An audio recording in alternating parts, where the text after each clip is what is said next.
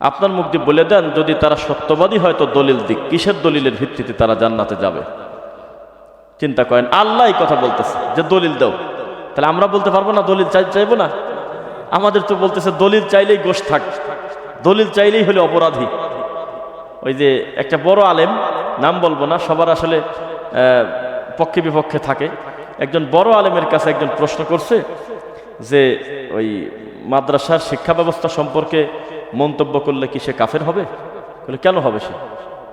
আমাদের দেশের আলিয়া মাদ্রাসাগুলো অনেক খেদমত করতেছে, খেদমত করতে করতে সূরা ফাতিহাটা শুদ্ধ করে বেশিরভাগ পড়তে পারে না, এটা কি ভুল না? হ্যাঁ। টাকনুর নিচে কাপড় পরে ভুল না? দাড়ি কাটে ভুল না? কয় হ্যাঁ তো ভুল। তো কেন এগুলোর বিষয়ে বলেন, আর ভালো যেটা সেটা বলেন। কার কওমি মাদ্রাসায় 16 বছর লেখাপড়া করে অনেক কষ্ট করে একটা কথাই খালি বোঝে যে কোরআন হাদিস বোঝা আমার কাজ না। এটা বুজুর্গানের দিন বসছে, ইমামরা বসছে, ফকিরা বসছে, বড় বড় হুজুর। আমি খালি বলবো মুদ্দাজিল্লুল আলী নে কাহা রহমতুল্লাহ আলাইহি নে ফরমায়া, আমার এই কাজ। আমি যদি ঘাটাঘাটি করতে যাই ওস্তাদজি এই কথাটা তো বড় হুজুরের সাথে মেলে না, তখন বলবে যে তুমি বেশি পণ্ডিতি করো না। ইমাম আবু হানিফা রাহিমাহুল্লাহর মতো লোক যেহেতু বুঝে গেছে এইটা, তার বিরুদ্ধে তুমি তার চেয়ে বেশি জ্ঞানী না, চুপ করে থাকো। আর সালাফি আকীদা মানহাজ বোঝে এমন একটা লোককে যদি আপনি জিজ্ঞাসা করেন যে আপনি ওই যে লা মেরিডিয়ানে গিয়েছিলেন কেন জন্মদিন পালন করতে, ওখানে কি ঠিক হয়েছে যাওয়া? বাংলাদেশের প্রায় শ্রেষ্ঠ বিদ্বান, প্রায় 1000 কিতাবের লেখক এবং সম্পাদক, আকীদার উপরে যিনি পিএইচডি করেছেন, এত বড় বিদ্বান বিনা সংকোচে বলল যে আসলে আমার ভুল হয়েছে যাওয়া। আর বেদাতি হুজুর হলে যে কত পণ্ডিতি করে এই ভুলটাকে সঠিক করার জন্য প্রতিষ্ঠিত চেষ্টা করতে তার হিসাব নেই। কিন্তু আমাদের আলেম ডাইরেক্ট ওপেনে বলে দিচ্ছে আসলে ভুলই হয়েছে যাওয়া, আমি আর যাবো না। এই কলিজা আছে বেদাতির। 100 বছর আগে, 80 বছর আগে মিথ্যা একটা নোংরা বই লিখে গেছে বেহেশতি দেবর। এত হাদিস নবীর স্পষ্ট থাকার পরেও, কোরআনের এত নোংরা বইয়ের বিরুদ্ধে থাকার পরেও এই সব কথা বাদ দিয়ে বলতেছে যেহেতু এটাই ঠিকঠাক, এখনো পর্যন্ত এই বই ছাপাচ্ছে, হাজার হাজার মানুষের কাছে বইগুলো পৌঁছাচ্ছে, অফিসিয়ালি মানুষের ট্রেনিং দিচ্ছে, থানবীর বই, নাউজুবিল্লাহ মিন যালিক। তো দাবি করতে পয়সা লাগে না। আমি জানি না প্রথমে কোরআন মাজিদের আয়াতটা আপনি কতটুকু অনুধাবন করছেন। মানে একটা লোক কি পরিমাণ খারাপ ফলে বলতে পারে যে আপনি আপনার আল্লাহকে বলে দিয়েন জান্নাতে গেলে শুধু আমরা ইহুদি আর খ্রিস্টান যাব। এটা কি কত বড় শয়তানি! কিন্তু আল্লাহ কিছুই বললেন না। আল্লাহ বলতেছে ভালো কথা, কুল হাতু বুরহানাকুম ইন কুনতুম সাদিকিন, সত্যই যদি কথা রাইট হয়ে থাকে তাহলে তোমরা এর প্রমাণ পেশ করো আমার সামনে। তো প্রমাণ কি আছে তাদের কাছে? তো এখনো আমরা আমাদের বিদাতপন্থী আলেম ওলামা যারা রয়েছেন, যারা ভুল আমল করে, আমারই ভাই, আমি তাকে গালিগালাজ করবো না, রাগ করবো না, আমি শুধু বলবো এর পক্ষে একটা দলিল পেশ করেন, তাই তার কাজ শেষ। দেখেন, শুধুমাত্র বিশুদ্ধ আকীদাপন্থী তাওহীদপন্থী আলেম ওলামাকে গালি দিতে যায় যে পরিমাণ মানুষ হেদায়েত হয়েছে, বিদাতপন্থী আলেমের বক্তব্য শুনেও এত লোক দিন পায়নি। দূর থেকে আমাদের গালি দেওয়ার জন্য একটু তদন্ত করে যেসব মানুষ আল্লাহর দ্বীনের পথে আসছে, বেদাতি হুজুরের মাহফিল শুনেও এত আসেনি। আমরাও এক সময় আব্দুর রাজ্জাক বিন ইউসুফ হাফিজাহুল্লাহ যখন বলতেন মায়ের দিকে তাকালে কবুল হজেন নাকি, এই কথা মিথ্যা। ইব্রাহিম আলাইহিস সালামের চোখ বাঁধা ছিল কুরবানের সময়, ইসমাইলের, এটা মিথ্যা। পাথর 2 ভাগ হয়ে গেল, কথা মিথ্যা। তারপরে আপনার 100 দুম্বা উট নিয়ে আসলো, কথা মিথ্যা। আইয়ুব আলাইহিস সালামের গায়ে পোকা লাগলো, কথা মিথ্যা। আদম আলাইহিস সালামের নাম জান্নাতে মুহাম্মদ সাল্লাল্লাহু আলাইহি ওয়াসাল্লামের নাম ছিল, এটা মিথ্যা। এভাবে যখন সিরিয়ালে তিনি বললেন, তখন আমরাও এক সময় না বুঝে গালি দিয়েছে। আমাদের হুজুররা বলছে এরা জানো না এরা ইহুদি খ্রিস্টান। এভাবে আমাদেরকে তাদের থেকে দূরে রাখতো। তখন অডিও ক্যাসেট চলতো, 2005, 6, 4, খুব জোরে জোরে এগুলি বাজত। আর ওই দন্তেশ্বকে বলতো, তখন আমাদের বোঝাতো যে ওরা হলো ওই কলকাতার লোক, এটা ধর্ম আলাদা, এগুলি বলে বলে এটা মিথ্যা ধোঁকা দিত আমাদের। পরবর্তীতে দেখতেছি যে না, আমাদের পরিকল্পিতভাবে আমাদের শিক্ষা ব্যবস্থায় এমন ওহির বিরুদ্ধে আমাদের অবস্থান নিতে হবে। নাউজুবিল্লাহ। আমাদের কিতাবাদিতে পীর ফকিরের নাম পাওয়া যায়, অমুকের জীবনী, অমুক ফুরফুরা, অমুক মুজাদ্দেদি, অমুক এই সেই লোকের কিচ্ছা কাহিনী দিয়ে বইটা পূর্ণ করা, তার খেদমত সম্পর্কে আলোচনা করো, ইমাম বুখারী সম্পর্কে আলোচনা করার টাইম তাদের হাতে নেই। অথচ এই বুখারী খতম করে তারা জিলাপি খায়, গরু খায়। বুখারী অনুযায়ী 2 রাকাত সালাত পড়তে পারলো না, এর থেকে কষ্টের কি আছে? আপনি মনে রাখবেন, সালাফি আকীদার একজন আলেমের কাছে, বিদ্যার কাছে আপনি হয়তো কিছুই না, কিন্তু একটা বেদাতি হুজুরের কাছে আপনার থেকে বড় হুজুরও না। কারণ তার শিক্ষা ব্যবস্থায় কোরআন ধ্বংস করার চিন্তা, তার শিক্ষা ব্যবস্থাই হইল বিশুদ্ধ আকীদা পালনকারী লোকজনকে গালিগালাজ করা। আর আপনার মুখামুখি দাঁড়ালে সে টিকতে পারে না। বিশুদ্ধ আকীদা যারা লালন করে, সালাফি আকীদা মানহাজের, তাদের দুইটা পরিচয় আপনাকে বলি। 1 নাম্বার পরিচয়, পরিস্থিতি যেমনই হোক তারা সত্যটাই বেছে নেয়। 2 নাম্বার কথা, দূর থেকে তাদের যতই গালিগালাজ করুক, একেবারে মুখামুখি দাঁড়ালে এই বেদাতি আর কিছু বলতে পারে না। দূর থেকে খুব গালিগালাজ করতেছে, কিন্তু একই সাথে যখন মুখামুখি বসে যাবেন তখন আর কোনো প্রতিবাদ করতে পারবে না, চুপ করে বসে বক্তব্য শুনে বাড়ি চলে যাচ্ছে। ওই চায়ের দোকানে দেওয়া বলছে, বাঁচিয়ে গেল, কিছু বললাম না, পারতাম বলতে, বললে না কি কামে। এটা তাদের কাজ। এই যে দীর্ঘগ্রাম, এই যে বান্দরের ওইদিকে গত কয়েকদিন আগে আমার ইব্রাহিম ভাই আমার সাথে ছিল, আমরা আমাকে দাওয়াত দিয়েছে এক প্রবাসী ভাই যে আপনি আমার এলাকায় এসে একটু দাওয়াতে কাজ করে দেন, পরিস্থিতি যেমন হয়, কেউ না মানুক অন্তত আমি বলবো যে আল্লাহ আমি পৌঁছাইছিলাম, এটা ওনার কথা। বলে যে আমরা 4 ভাই কানাডা মাঝে মধ্যে আসি, হয়তো 2-4 বছর পরে আসি, আর বাকি 3 ভাই হয়তো কোনোদিনও আসবে না, ওখানকেই সিটিজেন, গ্রিন কার্ড পেয়ে গেছে। তখন উনি আমাকে নিয়ে গেলে, আমি বললাম একটা শর্তে আমি যাব, আপনার মসজিদের যে ইমাম সাহেব সে আমার ডান পাশে বসে থাকা লাগবে, পুরা বক্তব্য পর্যন্ত যদি বসে থাকতে পারে আমি যাবো, নাহলে যাবো না। তো তাছাড়া আমি যাব নাই, কারণ আমি এত কষ্ট করে এই লোকজনে বোঝা একটা পর্দায় নিয়ে যাব, আর ওই বেদাতি এক জুমার খুতবায় মোট উল্টে দেবেনি। তাহলে ওই লোক কাছে বসে থাকুক, আর লোকজনকে আগেই পার্সোনালি বলে দিবেন যে শোনো, এই হুজুরকে নিয়ে আসতেছি হলো ধরার জন্য, আমরা হলো তোমার লোক, নিয়ে আসতেছি কাছে, হুজুর আপনি যেভাবে পারেন তাকে ঠেকাবেন, ভুল কথা বললেই ধরবেন, আমরা গ্রামবাসী সবাই মিলে ধরবো, আমাদের এলাকায় ফিতনা করবে কেন। এইভাবে কৌশলে আপনি এই লোকজনকে খেপায় দিয়েন, ওই হুজুরে বলেন। বলার পরে আমরা প্রায় 1.5 ঘন্টার মতো বক্তব্য দিছি, মনে হয় হাতের কাছে বিষ থাকলে বিষ খায় ফেলতে, উঠতেও পারতেছে না, নড়েও না, সরেও না। একটাবার মাথা তুলে বললো না যে আপনার এই কথাটা ভুল হচ্ছে, কিছুই বললো না।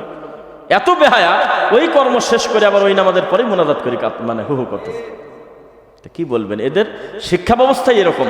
আহলুল হাদিসদেরকে গালি দেওয়ার জন্য একটা সাবজেক্ট থাকে তাদের, কি কি ভাষায় তাদেরকে গালি দেওয়া যায়। তার একটা হলো নবী পেশাব করছে, এটাও তো হাদিস, তোমরাও করো, এটা এইভাবে শেখাচ্ছে। তারপরে বলতেছো নবী 11টা বিয়ে করছে, তোমরাও করো। আল্লাহর রাসূলকে মুখামুখি দাঁড় করাচ্ছে, আস্তাগফিরুল্লাহ আযীম। এইটুক জ্ঞান বুদ্ধি আল্লাহ তাদের দিল না। যেই আল্লাহ 11টা বিয়ে নবী সাল্লাল্লাহু আলাইহি ওয়াসাল্লাম করেছে, যেমন আমরা স্বীকার করি, ওই নবীকেই আল্লাহ বলতেছে যে বিয়ের কথা শুরুই করো, মাসনা ওয়া সুলাসা ওয়া রুবা ইল্লা ওয়াহিদ, অথবা একটা, 4টা, 3টা, 2টা অথবা একটা। আর হুজুর এখনো খুঁজে পায় নাই যে 11টা বিয়ে নবী করছে, আমাদেরও নাকি করতে হবে, নাউজুবিল্লাহ। তারা মানুষকে বুঝাচ্ছে আহলে হাদিস ওরা, আর আমরা হলে আহলে সুন্নাহ। কয় হাদিস হলো সব, আর সুন্নাহ হলো যেগুলো অনুসরণ করতে হবে। হাদিস আর সুন্নাহর পার্থক্য তারা করতেছে, তাদের দৃষ্টিতে ওয়াটার আর পানি আলাদা, জল আর পানি আলাদা। তা আমি দুঃখে মরি, আল্লাহ এই সুন্নাহটা তুমি পাইলা কোন জায়গা? এটা তো হাদিসের ভিতর থেকে আসলো নাকি বলেন? সুন্নাহ কিসের থেকে আসে? হাদিস থেকে আসে না। নবীর কথা, কাজ, মৌন সম্মতি, হয়তো পরবর্তীতে সেটা খাস হয়ে গেছে, খেজুরের ডাল গাড়াটা খাস হয়ে গেছে। আমি খেজুরের ডাল গাড়বো না কবরে, কেন? এটা নবীর জন্য খাস, কিন্তু হাদিস তো। তাই এই হাদিস আমি ব্যঙ্গ করবো? সব হাদিস আমাকে আমল করতে বলা হয় নাই। নবী 11টা বিয়ে করছে, এই দ্বারার উপরে আমল করা যায়, এখন এই মুহূর্তে আমল করা যায়, এর জন্য কবুল করা শর্ত না। খালি বলতে হয় যে আল্লাহ তোমার নবী 11টা বিয়ে করছে, আমি মেনে নিয়েছি, শেষ। এটা তো আমলগত ইবাদত না, এটা তো বিশ্বাসগত ইবাদত। আমার নবী মেরাজে গেছে, এটা আমলের কি আছে? এটা তো সূরা বানী ইসরাঈল 17 নম্বর সূরা, অবশ্যই এটা আমরা বিশ্বাস করি, নইলে কাফের সে। কিন্তু এটা তো আমলগত কিছু না, এটা তো বিশ্বাসগত ব্যাপার, আকীদার ব্যাপার, যে আল্লাহ তাকে নিয়ে গেছে। এই বুঝ আল্লাহ তাদের দেয় নেই, বেসিক বিদ্যা নাই। বিশাল বড় আলেম পাবলিকের সামনে বলতেছে যে হাদিস আলাদা, সুন্নাত আলাদা, এতে বিষয়। তা আমি যেটা বলতেছি, দাবি করতে কিন্তু পয়সা লাগে না, লাগে মানে দাওয়াতটা দেওয়ার সিস্টেম দেখেন। আমাদের এত কনফিডেন্স নাই, আমরা বিশুদ্ধ আকীদা লালন করি, পালন করি, এরপরেও আমাদের এত কনফিডেন্স নাই। আর এই বেদাতি মানুষকে বলতেছে যে হুজুর আল্লাহর রাস্তায় কি সময় লাগাইছেন? কথার ওজন দেখছেন, যে আল্লাহর রাস্তায় কি সময় লাগাইছেন? তাহলে এতদিনও কি করলে এই হুজুরটা? উনি কোরআন পড়লো, হাদিস পড়লো, ইমামতি করলো 20 বছর, তার মাধ্যমে প্রায় 250-এর উপরে কোরআনে হাফেজ ছাত্র হয়েছে, আলহামদুলিল্লাহ। কোরআন পড়েছে এবং মানুষকে পড়াইছে, আর ওনাকে বলতেছে যে আল্লাহর রাস্তায় কি সময় লাগাইছেন? তার মানে এতদিন যেগুলো ছিল এগুলো শয়তানের রাস্তা। ওই হাজারি টয়লেটের ওখানে যেতে হবে, অথবা 3 চিল্লায় যেতে হবে, অথবা হ্যাঁ এইরকম করতে হবে, তখন বোঝা যাবে যে হ্যাঁ এটা হলো কিছু একটা করছে। এই যে তাদের বুঝ, এভাবে মানুষের বিবেকের দাঁত ফেলায় দিচ্ছে। আবার একটা মানে লোকটার বয়স হলো 55, 60, 65, এই লোকের কি বিপদে ফেলছে? একটা পীরের মুরিদ যা বলতেছে, এখনো বায়াত হও নাই, এখনো আত্মসমর্পণ করো নাই, এখনো আল্লাহর অলির হাতের কাছে গিয়ে সমর্পণ করো নাই, তখন মহা টেনশনে পড়ে গেল। সেটা আবার কি? তো বলতেছে এতদিন যাই ইবাদত করছো এগুলো ডেলিভারি দিতে হবে একজন কামেল পীরের কাছে। উনি আল্লাহর কাছে বলবে, তুমি কথা বলবে কেন? লোকটা মহা টেনশন নিয়ে কবরে চলে যাচ্ছে, নাউজুবিল্লাহ মিন যালিক।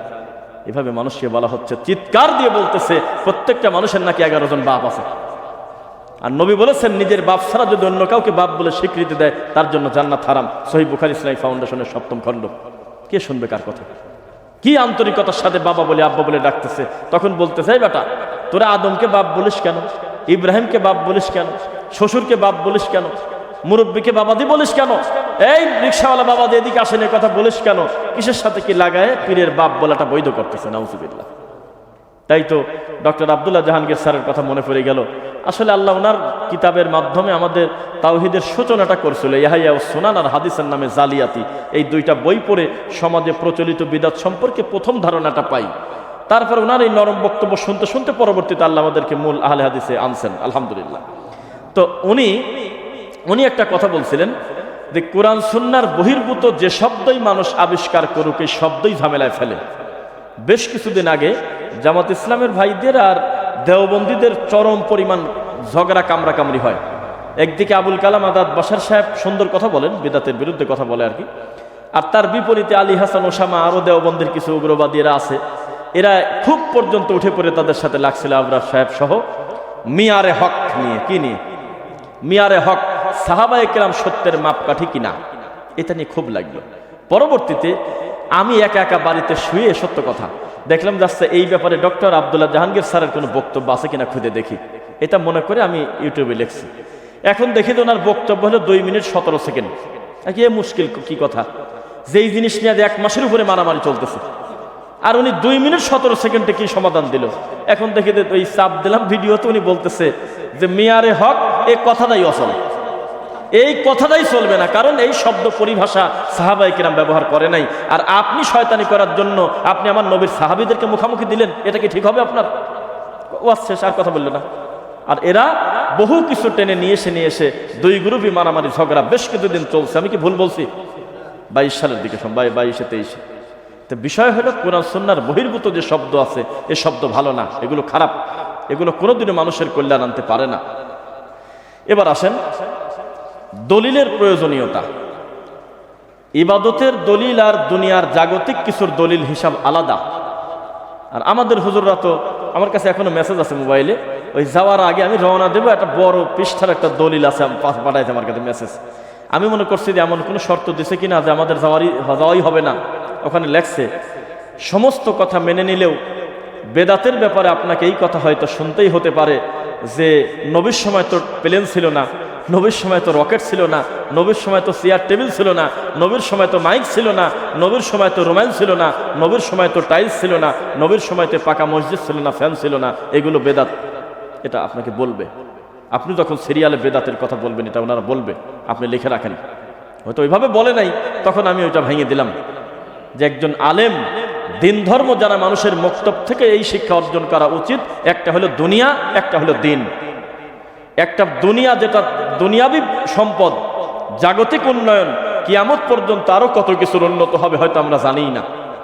এখন লাইট সুইচে চলে, সুইচ দিচ্ছেন, শুয়ে পড়ে লাইট বন্ধ হয়ে যাচ্ছে, অন হচ্ছে। ফ্যান পর্যন্ত রিমোটে চলে, জানেন? ফ্যানও রিমোটে চলে। জানি না ভবিষ্যতে আপনি এরকম চোখের ইশারা করবেন, ফ্যান চলবে, আল্লাহ জানে আরো কত কিছু আসবে ভবিষ্যতে, আমরা মানুষ জানি না। এর সাথে ইবাদতের সম্পর্ক না, এটা হলো দুনিয়া। আর দিনের ব্যাপারে কেউ যদি এমন কোনো কাজ করে আমল মনে করে সওয়াবের আশায়, যেই আমলের স্বীকৃতি নবী থেকে সাহাবী থেকে পাই না, আরবিতে সেটাকেই বলা হয় বিদআহ। এখনো বুঝতে পারে না তারা, মানুষকে ধোঁকা দিয়ে মানুষকে কি পরিমাণ কাহিনী করে যাচ্ছে। আপনাকে বলছিলাম এর আগে, মনে আছে কিনা, কে দল ক্ষমতায় সেটা বড় কথা না, তবে আহলে হাদিসের কোনো বন্ধু নাই জমিনে। কয়েকদিন আগে সালাফি কনফারেন্স বন্ধ করে দিল ফরিদপুরে। আজকে সেখানে আমি মাহফিল করতে যাব, এই যে ফরিদপুর কোমরপুর, বিশাল সালাফি কনফারেন্স, প্রায় 50 জন আলেম নিয়ে আজকে হবে। এর আগে আরো বেশি ছিল, হতে দেয় না এই বেদাতিরা। সব বেদাতি এক হয়ে থানায় দেয়, অভিযোগ দিয়েছে ওরা বলে ইহুদি খ্রিস্টানের দালাল। তাই থানায় যারা বসে আছে তারা তার ধর্মকর্ম অতটা প্র্যাকটিস করে না, বোঝেও না। ওরা মনে করছে আসলেই যদি ঝামেলা হয় তাহলে আমরা এটা অনুমতি দিলে মুশকিল হবে, 2 গ্রুপের আপাতত বন্ধ রাখো। মন্দিরের পূজা চলুক, অসুবিধা নাই, প্রয়োজনে পাহারা দাও। মসজিদ তোমরা চালু রাখবে কেন? মসজিদ ভেঙে দাও, তোমাদের সাথে আমিনে মিলে না, ভেঙে দাও। নাউজুবিল্লাহ মিন যালিক। এটা চলতেছে। এই যে হুজুরের ইমানের পাওয়ার, তাওহীদপন্থী একটা মানুষকে তারা কি পরিমাণ বেইজ্জত করে। তাই তো আমরা বলেছিলাম একই সঙ্গে আমরাও তো কোরআন হাদিস তোমাদের সাথেই পড়েছি, আমরাই নাওয়াইতু আন উসাল্লিয়া পড়া শেখার জন্য হাতের উপরে কি পরিমাণ মায়ের খাইছি। একসঙ্গে সব মায়ের যদি খাই তো মরে যাবে একটা লোক। সমস্ত এই 6 মাস ধরে 3 মাস ধরে নাওয়াইতু শেখানোর জন্য যে পরিমাণ মায়ের দেশে, এক বৈঠকে ওই মারা মারলে বেঁচে থাকার মতো লোক বাংলাদেশে নেই। অন্য দেশের লোকের শক্তিশালী হতে পারে বেশি, আরো এত পরিমাণ পিটানি দিয়েছে। তো না টিকলে আমাদের কি করার আছে? এখন দেখছি সব ভুয়া, দলিল নাই, জাল টাকা, জালসা করে টাকা দিয়ে দিয়েছে, ওইভাবে ধরে নিয়ে চলে গেছে। তো এই বাসা পাওয়ার আগে ওই প্যাকেটটা টান দিয়ে সিরি একটা টাকা বের করে কিছু একটা কিনতে যাব, তার হুজুর কয় যে টাকা তো কেমন কেমন লাগে, টাকা তো জাল টাকা। আরে শুনেই আমার গা গরম ঘামে গেল।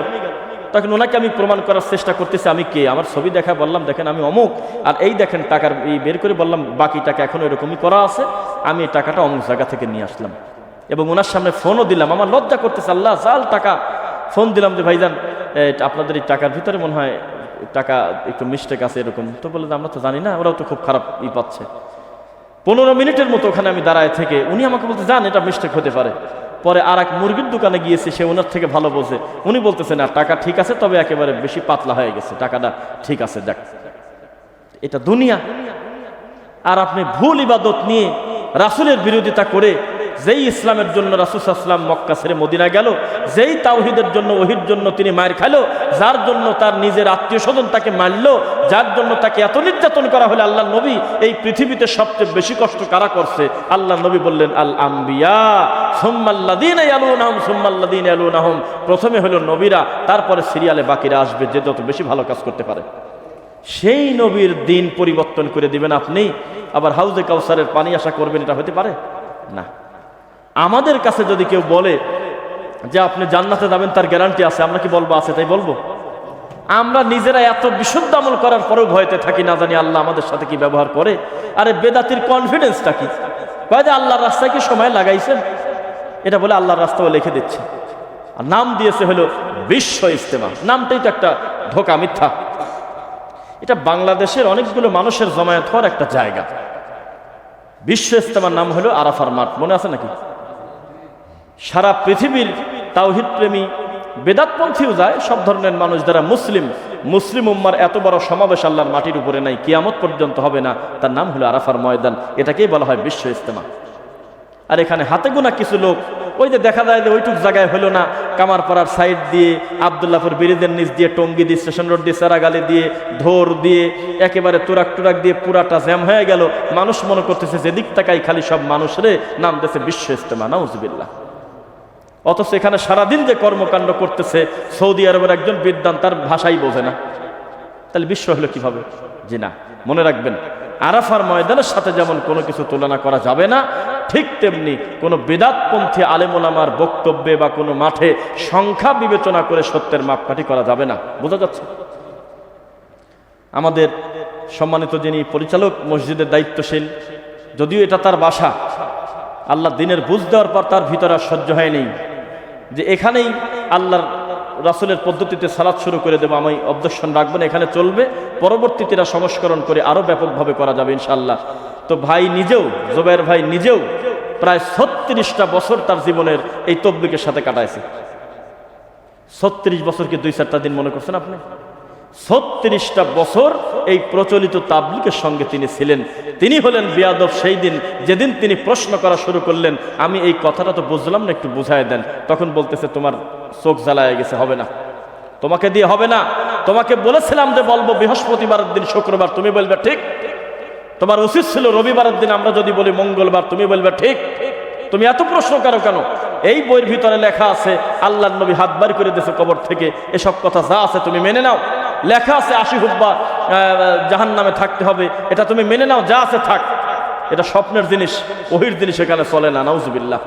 36টা বছর কষ্ট করে শেষ পর্যন্ত বুঝলো যে আল্লাহ যেটা দিয়ে তাবলীগ করতে বলেছেন এটা তো সেটা না। আল্লাহ তো আরেকটা জিনিস সাথে করতে বলেছিলেন, তার নাম হলো ওহী, যেটা কোরআন এবং সহিহ হাদিস দিয়ে মানুষের কাছে প্রচার করতে হবে, কিন্তু এটা তো সেটা না। তো এখনো পর্যন্ত নীরবে যারা রয়েছে, বিবেকের দাঁত ফেলায় দিয়েছে যারা, যারা কোনো কথা বলতে পারবে না, তারা সুন্দরভাবে বড় বড় মুফতি হয়ে যাচ্ছে। কিন্তু যারা একটু আওয়াজ তোলে তাদেরকে বলতেছে যে তুই খবিস, প্রশ্ন করলি কেন, এভাবে বেয়াদব বলে তাদেরকে উড়ায় দিচ্ছে কিনা বলেন। এবার আপনাদেরকে একটা জলজান্ত জিনিস বলবো, যা গতানুগতিক আমি কখনো বলি নাই।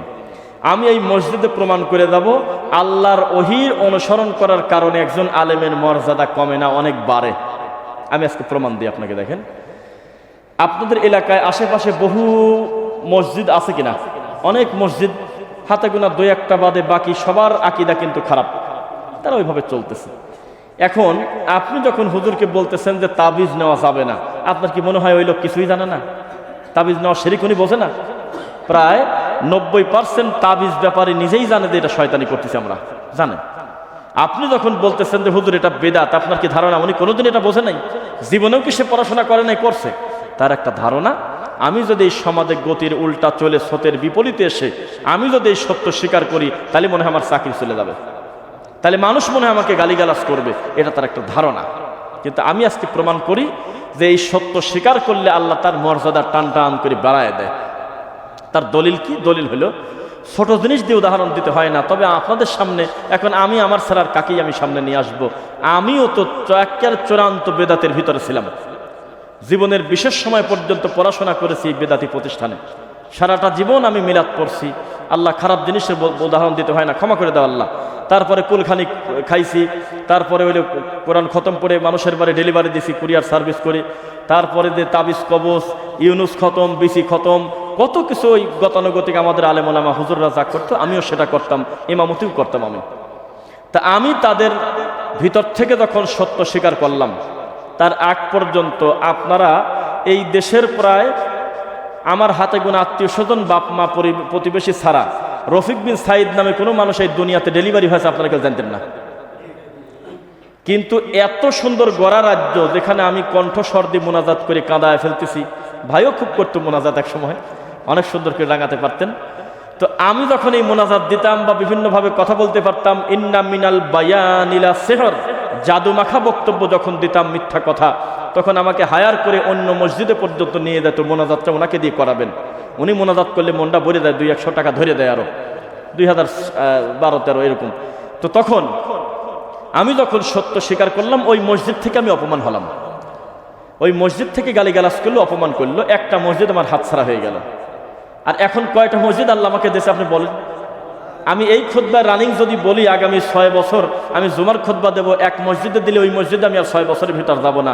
এত তাওহীদপন্থী প্রতিষ্ঠানে দেশে নাই। একটা ছাড়ছিলাম, ছাড়ার কারণে আমাকে খ্রিস্টান বলছে, কওমি মাদ্রাসা থেকে এই হুজুরদেরকে নিয়ে এসে কিতাবের টাক নিয়ে আসবে, শফিক আসামিকে নিয়ে আসবে, আমাকে ধরায় দেবে, আমি হলো জঙ্গি, আমি ইহুদির দালাল। অপরাধ কি? সব সত্য স্বীকার করছিলাম না, জানতাম না বেশি কয়লা স্বীকার করব। আমি খালি বলছিলাম যে দেলোয়ার হোসেন সাইদি সাহেব নিজে বলে গেছে যে নামাজের পরে সম্মিলিত মোনাজাত যেটা আমাদের সমাজে প্রচলন আছে এটা ঠিক না। কেননা তারা জামাত ইসলামকে ভালোবাসতেন, আর ভালোবাসুক বা না বাসুক ওটা কথা না, দেলোয়ার হোসেন সাইদি রহিমাহুল্লাহকে আমরা সবাই অন্তর থেকে আল্লাহর জন্য ভালোবাসি। তো ওনার ওই ক্যাসেটটা আমি জুমার খুতবা একদিন মাইক্রোফোনের সামনে ধরে শোনাইছিলাম, এটা আমার অপরাধ।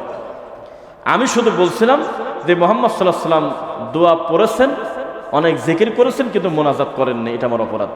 আরো কত শত বেদাত আমি তখনও করতাম। আমি শুধু এইটা বলছি যে এটা সম্পর্কে আমি কনফার্ম যে নামাজের পরে এই মোনাজাতটা একযোগে করা যাবে না। এই কথা বলার কারণে ওই আমাদের মসজিদের যিনি সভাপতি ছিলেন, তিনি ছিলেন বাইরে চিকিৎসাধীন। তো তিনি তার সাঙ্গপাঙ্গকে পাঠিয়েছে যে জেলাপি বা কিছু দিয়ে হুজুরের একটু বলে আমার জন্য মোনাজাত করে দোয়া করে দেয়, আমি হলো বাইরে।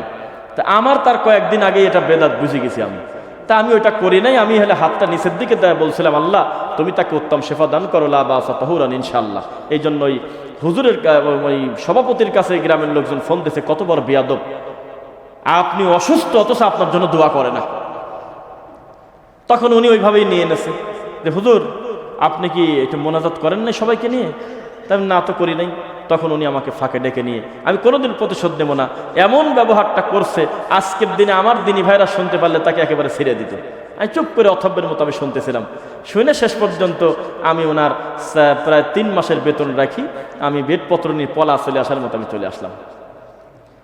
আল্লাহর কসম, সেই মসজিদে আজকে এখন 50%-এর উপরে মুসল্লিরা জোরে আমিন বলে এবং বিশুদ্ধ আকীদা লালন করে। আল্লাহর কসম সেই মসজিদের সালাম ফিরানোর পর ইমাম যখন বলে আল্লাহুম্মা আমিন, তখন 3-4 জন অথব্য লোক সারা মোট উঠে চলে যায়, অথবা বসে তসবিহ পড়তেছে।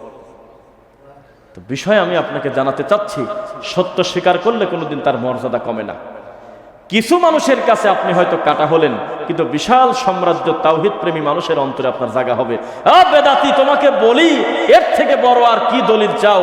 সারা পৃথিবীর ইতিহাসে একটা মাযহাবের ভিতর থেকে একটা জাকির নায়েক তৈরি হয়নি, একটা শেখ আহমেদ দিদাত তৈরি হয় নাই সারা পৃথিবীর কোন মাযহাবের ভিতর থেকে। আর কি চাচ্ছ, কি চাচ্ছ আর বলো? একটা ব্রাদার রাহুল তৈরি হয় নাই কোন তরিকা মাযহাবপন্থী থেকে, হয় নাই।